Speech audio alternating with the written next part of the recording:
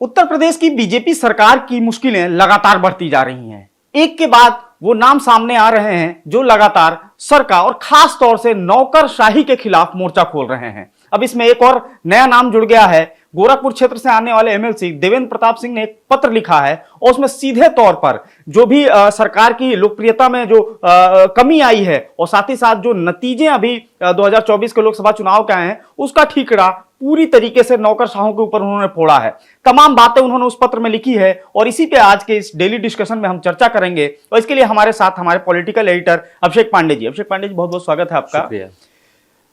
BJP की जो सरकार है उत्तर प्रदेश की, लगातार पहले सुब्रत पाठक से मामला शुरू हुआ, फिर उसके बाद कई और नाम बीच में आए। पूर्व मंत्री मोती सिंह का नाम आया, बदलापुर के विधायक रहे। अब इसमें एक और नया नाम जुड़ गया है, देवेंद्र प्रताप सिंह। उन्होंने पत्र लिखा है और सीधे तौर पर नौकरशाही जो है उनके रवैये पे सवाल खड़ा किया है कि यही भारतीय जनता पार्टी की जो सरकार थी जब फैसले लेती थी तो उसकी सराहना होती थी। अब यही जो फैसले जो नौकरशाहों की तरफ से होते हैं वो सरकार विरोधी की तरह एक देखा जाने लगा है। क्या कुछ मायने है इस पत्र का? देखिए, ये पत्र अपने आप में मुकम्मल है, बहुत कुछ कह रहा है और मुझे लगता है कि अब ये कहने की भी जरूरत नहीं है। अभी बीच में भाजपा की कार्य समिति की बैठक हुई है और मुख्यमंत्री योगी आदित्यनाथ ने कई बातें कही हैं। उनको यह एहसास हुआ है कि जिस डायरेक्शन में हम चल रहे थे वो कमियां थी। अति आत्मविश्वास की उन्होंने बात कही है। वो अति आत्मविश्वास ये है कि हम को लग रहा था कि जो हम कर रहे हैं वही सही है और उससे नतीजे अच्छे आएंगे। मतलब 4 जून के बाद से ये सब होना शुरू हुआ है। तो उसी कड़ी में ये भी है, मतलब सब एक दूसरे से जुड़े हुए हैं। आप ये है कि भाई अगर सरकार की इतनी अच्छी छवि है तो उत्तर प्रदेश में इतनी सीटें कम कैसे हो गई, नुकसान कैसे हो गया। और ऊपर से राम मंदिर का, आपके पास राम मंदिर की लहर थी, फिर भी जो है अयोध्या में ही आपकी लहर टूट गई। अयोध्या में आप हार गए। तो आप ये समझिए कि एक हार के जब हार होती है तो उसके कई कारण खुलने लगते हैं। जीत होती है तो फिर सब छुपा रहता है। तो अब क्या क्या कारण खुले हैं कि आप सोचिए, कार्यकर्ताओं की नहीं सुनी जा रही है। कार्य समिति में केशव मौर्य ने बोला कि कार्यकर्ता हमारे निराश थे। दूसरी बात, ब्यूरोक्रेसी हावी है। सुब्रत पाठक बोले, ठीक है, मोती सिंह बोले कि भाई इतना भ्रष्टाचार थानों और तहसील में आज से 42 साल में मैंने कभी नहीं देखा। और जबकि थाने और तहसील वो जगह है जहां पे आम आदमी एकदम डायरेक्ट उसका, सरकार का पहली सीढ़ी वही होती है भाई, थाना तहसील सरकार की पहली। वहीं पर अगर इतना भ्रष्टाचार के आरोप लग रहे हैं, इतनी शिकायतें हैं, कार्यकर्ताओं की नहीं सुनी जा रही है। और अब ये बम फोड़ा है हमारे देवेंद्र प्रताप सिंह एमएलसी ने। इन्होंने लिख दिया कि भाई पंचम तल के अफसरों ने मुख्यमंत्री को ऐसा गुमराह कर रखा है कि एक समय में जिस योगी मॉडल की तारीफ दुनिया भर में हो रही थी वो अचानक से इतना अलोकप्रिय कैसे हो गया। उन्होंने लिखा है कि ऐसी आलोचना शुरू हो गई है, काम करने पे सवाल उठने लगे हैं। तो बहुत कुछ है। तो मुझे लगता है कि खुद शासन में बैठे लोगों को, खुद मुख्यमंत्री योगी आदित्यनाथ को ये सब देखना पड़ेगा कि इतनी आवाजें अचानक से क्यों उठने लगी हैं। अब आप सोचिए कि तमाम जो योजनाओं का क्रियान्वयन कौन करता है? अधिकारी करते हैं। लेकिन अधिकारी जब इस तरीके से सरकार को सलाह देने लगेंगे, सरकार की सोच के खिलाफ जाने लगेंगे, चलने लगेंगे, जनता विरोध करने लगेगी, तो ये समझ लेना चाहिए एक वक्त के बाद कि कुछ तो गड़बड़ हो रहा, कहीं तो कदम गलत पड़ रहे हैं। अब 2-3 उदाहरण छोटे छोटे आप समझ लीजिए। शिक्षकों वाला मामला, ठीक है, हर कोई अटेंडेंस देता है, हर विभाग में अटेंडेंस लिया जाता है, ठीक है। लेकिन अगर शिक्षकों की कुछ बुनियादी समस्याएं हैं तो आप बुला के सुन लिए होते। आपका कुछ पैसा तो जा नहीं रहा है, बुलाए होते, साहब क्या दिक्कत है, तो वो दिक्कत अपनी बताते, बीच का रास्ता निकाल लिए होते, सब लोग प्रसन्न हो जाते। आपने पूरा शिक्षक 6 लाख शिक्षक है, आपने 6 लाख में 1% केवल डिजिटल अटेंडेंस हो रहा है। आप सोचिए कितने परिवारों को आपने अपना दुश्मन बना लिया है। हाँ, मैं सुबह ही एक भाजपा के जो है संगठन के लोग हैं उनसे मेरी बात हो रही थी। उन्होंने सीधे तौर पे कहा कि 1 करोड़ के आसपास, मतलब ये जो शिक्षक हैं इनका जो प्रभाव है भाई इनके परिवार के लोगों को अगर मिला लिया जाए तो 1 करोड़ के आसपास इनकी संख्या हो जाएगी। और वो लोग आपके विरोध में आज हैं और उसमें 90% लोग जो है वो आपके समर्थक हैं। भाई शिक्षक क्या होता है? शिक्षक जो होता है शिक्षा देता है। अगर वो यही शिक्षा देने लगा कि नहीं बहुत बेकार सरकार है, बहुत बेकार सरकार है, बस यही तो हुआ है इस बार। यही हुआ है 24 में। जो आपके अपने लोग थे वो नाराज होके बैठ गए, कार्यकर्ता नाराज होके बैठ गए, कर्मचारी नाराज होके बैठ गए, आपका वोटर नाराज होके मिडिल क्लास का बैठ गया।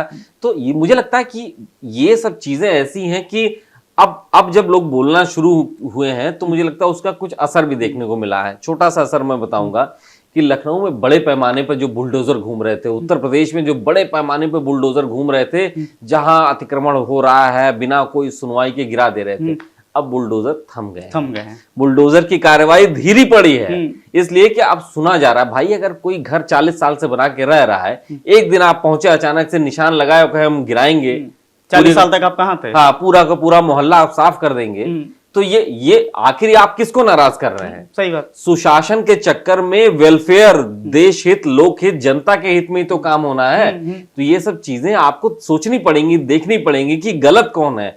पूरा का पूरा शहर अवैध कौन बसा रहा है? सरकारी कर्मचारी तो बसा रहे हैं, उनपे कोई एक्शन नहीं होता है। तो मुझे लगता है कि जो सरकार विरोधी लहर बनी है बीचे 4 जून के बाद से, उसी का ही नतीजा है कि लगातार एक के बाद एक नई बातें सामने आ रही हैं। और मुझे लगता है कि मुख्यमंत्री योगी आदित्यनाथ इतने कैपेबल हैं, संवेदनशील हैं कि इन सब चीजों को एड्रेस करेंगे और ठीक करेंगे। अच्छा, एक और बड़ी चीज है जो आपने कही कि जो अधिकारी हैं पंचम तल के, वो नहीं सुन रहे हैं। ठीक है, मुख्यमंत्री जो है अधिकारियों से सलाह लेते हैं, लेकिन आपने कई मुख्यमंत्रियों का कार्यकाल देखा है, लेकिन क्या ऐसा होता है कि क्योंकि कई सलाहकार अधिकारियों के अलावा मुख्यमंत्री के कई अन्य सलाहकार होते हैं, मीडिया सलाहकार होते हैं जो अलग अलग सूचनाएं पहुंचाते हैं, ऐसे ही कई अलग सलाहकार होते हैं, ओएसडी बनाए जाते हैं, तो अधिकारियों का कॉकस आखिर इतना मजबूत कैसे हो जाता है कि क्या इन सलाहकारों की बात भी जो है ये या तो जमीन से ये सलाहकार नहीं जुड़े होते, ये भी इसी कमरे में बैठ के उन अधिकारियों के संगत में ही आ जाते हैं? क्या मुख्यमंत्री को मतलब किसी मुद्दे से भटका देना है, उसके बारे में गलत जानकारी दे देना, क्या मुख्यमंत्री इसका कोई दूसरा तरीका नहीं है कि मुख्यमंत्री कभी इसका सत्यापन करते हो या रियलिटी चेक टाइप का कुछ ऐसा नहीं होता क्या? मुख्यमंत्री का आंख नाक कौन कौन है? पत्रकार हैं और उनके जनप्रतिनिधि हैं। जनप्रतिनिधियों से वो मिलते रहते हैं, ठीक है, लेकिन थोड़ी कभी कभी देरी हो जाती है, कभी कभी उतना वक्त नहीं दे पाते हैं। पत्रकारों से कौन मिलाता है? भाई मुख्यमंत्री 25 करोड़ लोगों से स्वयं तो नहीं मिल सकते ना। लेकिन मुझे ऐसा लगता है कि योगी जी बहुत संवेदनशील हैं, लेकिन अगर उनके आसपास या उन तक कोई नहीं पहुंच पाएगा तो अपनी बात बताएगा कैसे? आप आज प्रदेश में कितने ऐसे लोग हैं जो चाह के अपने मुख्यमंत्री से आसानी से मिल सकते हैं? बहुत गिने चुने हैं, शायद ही कोई हो। कि पहले हम लोग को याद है फोन करते थे, नाम नोट कराते थे कि मिलना है अपने मुख्यमंत्री से, तो ये फोन आ जाता था कि देखिए इस हफ्ते या इस महीने संभव नहीं है, आपको बुलाया जाएगा, या कोई अर्जेंट काम हो तो बताइए, कोई संदेश ये। लेकिन कुछ नहीं, एकदम पूरा कनेक्शन टूट चुका है, कोई नहीं मिलाने वाला। याद आता है जो इससे पहले की जो सरकारें रही हैं पार्टियों की, उसमें जो मुख्यमंत्री होते थे, जब पत्रकारों के साथ प्रेस वार्ता होती थी तो वो प्रेस वार्ता के बाद तुरंत उठ के नहीं चले जाते थे, वो बकायदा एक फॉर्मल प्रेस वार्ता के बाद जो है बकायदा वहां बीच में रह के बात करते थे। मुझे याद है होली दिवाली फोन आता था मेरे पास, खुद नेताजी मुलायम सिंह यादव का फोन आया है बधाई देने के लिए। मैं समाजवादी सरकार की बात कर रहा था। मैं किसी सरकार, मैं कह रहा हूं कि योगी जी बहुत संवेदनशील हैं, लेकिन वेलफेयर का काम सिर्फ यही नहीं होता है कि आप कानून व्यवस्था बहुत अच्छी कर दीजिए बुलडोजर चला करके, बहुत अच्छा किया भी है उन्होंने, लेकिन इसके अलावा भी एक दुनिया है जो 25 करोड़ लोगों की दुनिया है। बहुत लोगों की आशाएं हैं, उम्मीदें हैं, तकलीफें हैं, वो सब सुनना पड़ेगा, समझना पड़ेगा, मिलना पड़ेगा, क्योंकि हर व्यक्ति आपको देख रहा है वहां पे, तो आप उम्मीदें जुड़ी हुई हैं। बहुत सारे पत्रकार हैं, आप बनाएंगे, कितने पत्रकार हैं जो मुख्यमंत्री से मिल लेते हैं आसानी से? कोई नहीं मिल पाता। आप बनाए रखिए, आपने सलाहकार बना रखे हैं, सब कुछ बना रखे, कोई मिलने वाला नहीं, कोई सुनने। अरे हमारी छोड़िए, विधायक जाके मिल पाते हैं क्या? विधायकों का दर्द समझिए। अगर विधायक ये कह रहे हैं तो आप बाकी तो छोड़ ही दीजिए, इस समय क्या है। और मुख्यमंत्री ये थोड़ी कहते हैं कि मैं नहीं मिलूंगा, इनसे नहीं मिलूंगा, इनसे नहीं मिलूंगा। वो दरअसल मिलने ही नहीं दिया जाता है। एक सिस्टम ऐसा बन गया है, वो दरवाजे के बाहर और आसपास जो अफसर बैठे हैं और जो लोग बैठे हैं वो चाहते ही नहीं कि मुख्यमंत्री से कोई याद आता है कि एक पूर्व आईएएस थे, काफी अहम ओहदे पे थे, पत्रकार जब कोई शिकायत लेकर जाता था तो वो उल्टा पत्रकारों को ही धमकाने लगते थे। तो ये तमाम चीजें होती थी, बहुत कुछ मैं बता रहा हूं कि योगी जी बहुत मैंने कहा कि संवेदनशील है, क्योंकि वो संत हैं तो जानते हैं, समझते हैं चीजों। लेकिन वो तब समझेंगे जब चीजें उन तक पहुंचेंगी तब ना। पहुंचने ही नहीं दिया जा रहा है। जो एक पंचम तल वाला उत्तर प्रदेश में सालों से एक परंपरा चली है, बस वही समस्या है। जिसने भी, जिस मुख्यमंत्री ने, जिस नेता ने अपने जनप्रतिनिधियों पर भरोसा किया, पत्रकारों पर भरोसा किया, उनकी बात सुना, बस आप उनसे मिलते रहिए, आपको प्रदेश की सारी हकीकत पता चल जाएगी। बस यही तो नहीं होने दिया जा रहा। और इसीलिए काम करने के बावजूद, सब करने के बावजूद अगर ये रिजल्ट आ रहा है, ये सवाल उठ रहा है, तो मुझे लगता है ये ऐसा नहीं है कि हर कोई गलत है।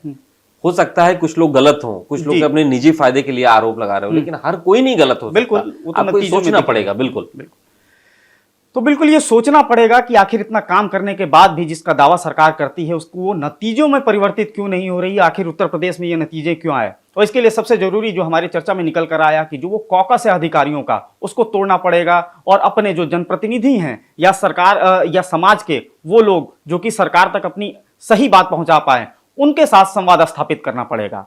फिलहाल आपको ये डिस्कशन कैसा लगा ये हमें कमेंट कर जरूर बताएं और साथ ही फॉलो करते रहें हमारे डिजिटल प्लेटफॉर्म डेली लाइन को।